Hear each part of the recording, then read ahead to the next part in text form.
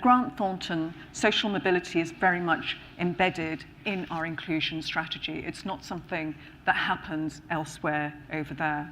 To tell you a little bit about our journey in terms of what we did around, particularly around the recruitment strategy.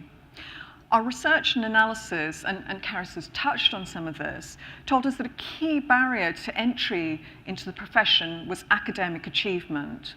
But when we looked at the link between performance and academic achievement, we actually found that there was no correlation between high academic achievement and high performance in role.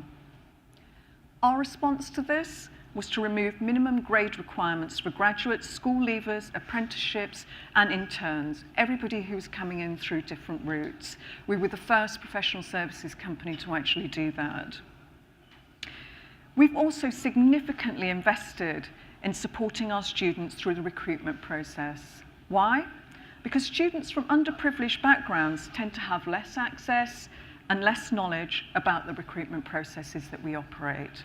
We are continually monitoring what we're doing, and one of the things that we're doing is that we're working with the Bridge Group, and I'm sure many of you will be familiar with them, but an organisation that specialises in research in social mobility.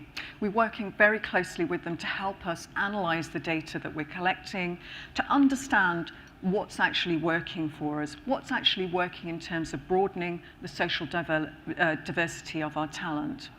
And there are two key things that our findings are actually telling us.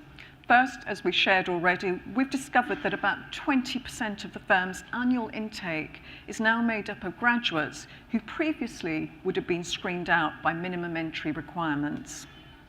And secondly, and I love this, the performance reviews of our 2014-50 intake show us that there is very little difference in performance between those who would have met the minimum requirements and those who wouldn't have.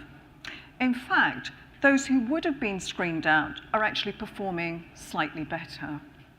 Of course, we're acutely aware that there will be a revolving door of diverse talent if our culture is not one where all talent is supported to achieve its full potential.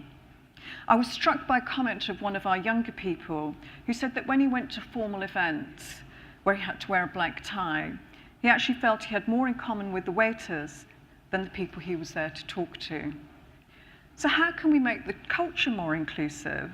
This doesn't mean to say we have to stop doing the things that many other people enjoy, but rather how can we be more diverse in the things that we do? How do we kind of engage businesses in a different way?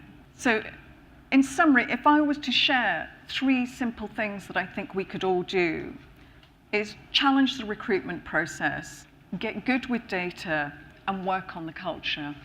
Thank you.